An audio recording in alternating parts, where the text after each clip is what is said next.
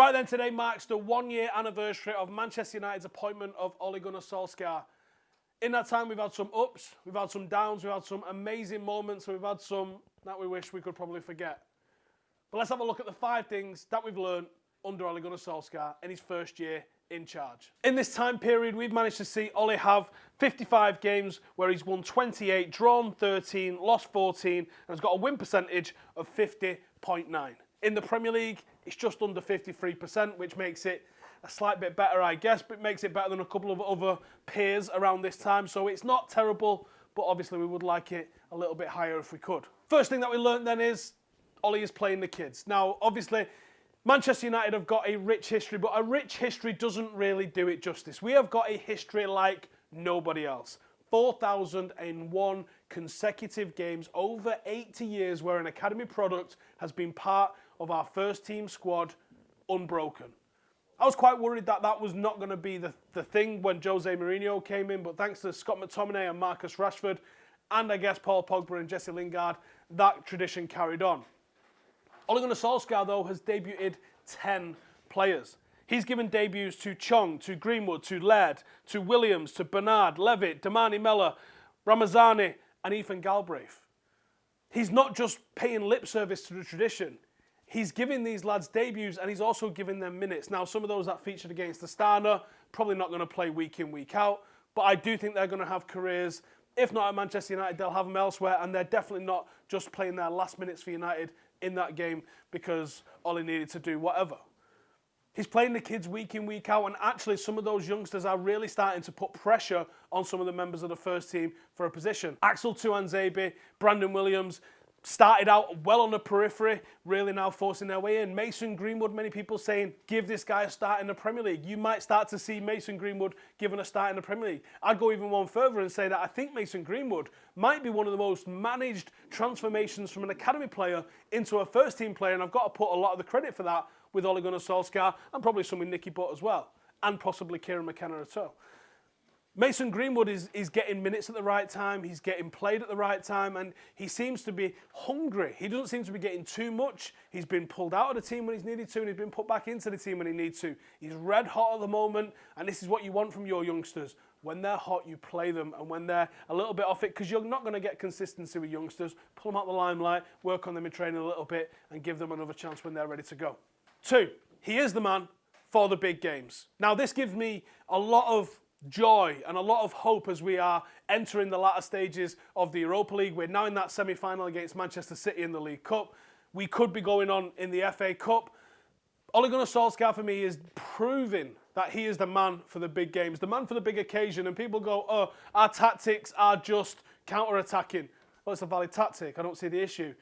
It's also something that in a big games, he's got the right management and temperament for it. He's not someone who crumbles under the pressure of succeeding in a big game where some have.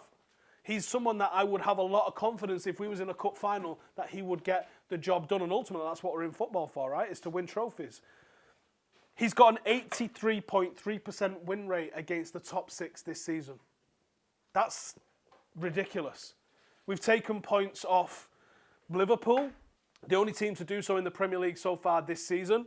We've managed to beat Chelsea twice. We've beaten Leicester, we've beaten Manchester City, we've beaten Spurs. I would much rather have it where we're capable of performing in the big games, because it tells me that this team is capable of doing that, and try and fix our issue against the smaller teams as and when we can, than have it the other way around where we're capable of slapping the smaller teams, but we don't have the mentality or we don't have whatever to be able to beat the top teams. I think a couple of quality players that are able to help us play between the lines and break down that low block, and United are going to be very successful against those smaller teams, much like what we saw with Klopp. They was very good in the top 6 mini-league. Was it Bournemouth where they was 3-0 up and lost 4-3? That's the sort of thing that United need to eliminate. If he's given the time, I think he might be able to do it. But he does have to sort that out against the smaller teams. Number 3, doesn't always get it right. As we've seen, Manchester United have come unstuck against those lesser teams. We've actually taken more points against the teams above us than we have with the 14 teams below us, and that's kind of crazy, really, but it is the fact. We've only taken 5 points off the newly promoted sides to the Premier League this season. Again, not good enough, not acceptable. United have to do better. I would love to see United smacking these teams around. And for what I'm going to praise Ollie for, that I think he's doing well, and say that I think he needs more time, I will criticise him and say that he should be beating Newcastle. He should be beating West Ham. He should be beating Bournemouth. He should be beating these teams and picking up points for them. There is no excuse.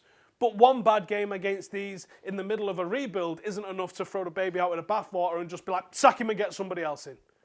He has to do better in these games, but I'm prepared to give him time because I believe in the project. But he does have to start picking it up. If we get to the stage where he's signed 9, 10 of his own players and he still doesn't have it right in those games, well, I'm going to say, right, well, either his recruitment isn't right or he's simply not up to the task. Number 4, he's got rid of the Deadwood. Ole Gunnar Solskjaer to fuck. I don't even think Fellaini had a chance to sit down before he was jettisoned from Ole Gunnar Solskjaer at the start of his reign. He's also managed to move on, albeit temporarily. Darmian and Smalling, he's got rid of Sanchez, Lukaku's gone. There's so many players that, Valencia, there's so many players that we wanted to see moved on that have moved on.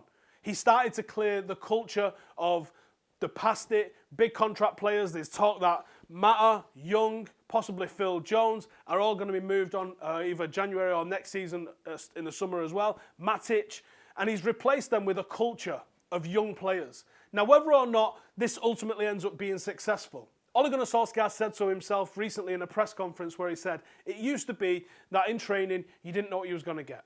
Now, if you're not pulling your weight in training, you stand out because everybody else is working hard. I don't know if that was a dig at Pogba. I don't know if that was a dig at some of the players that have just left, maybe Lukaku or Sanchez. But whatever it is, Ole Gunnar Solskjaer has changed the culture at Manchester United. If he's going to completely change that culture, completely have in all of the players that he wants and get rid of all of those that he doesn't want and actually play football with his team, then we might start to see some progress from United. Then we might start to see United actually putting a decent title challenge together. That feels a long way off at the moment. I think it'd probably be giddy to say next season and the season after that are probably still too soon to see that. We all wanted to see progress. I think the progress is there for us to see. I want to see more evidence of it in games against the smaller teams. I want to see us rack up a decent score against someone because we know we can do. And I want to see us continue what we've been doing in the games against the big teams. But right now, he's gotten rid of the Deadwood very effectively. It looks like he's going to do more of the same in January. Let's see where it goes from there. And for number 5, I thought I'd ask you guys on Twitter, what's been the thing that you've learned? What's been the thing that you've noticed from Ole Gunnar Solskjaer in 365 days? And here is what you guys had to say.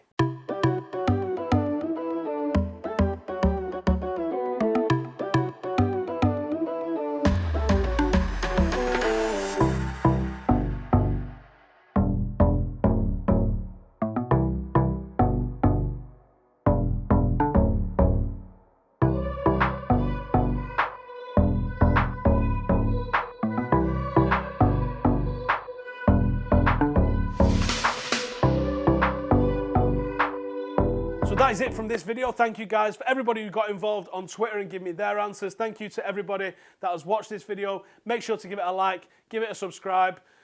Let me know in the comments. Are you looking forward to the next 365 days of Ollie? What do you expect? What do you hope? And what do you think we're going to see on the 19th of December 2020? Thank you guys for watching. See you in the next one.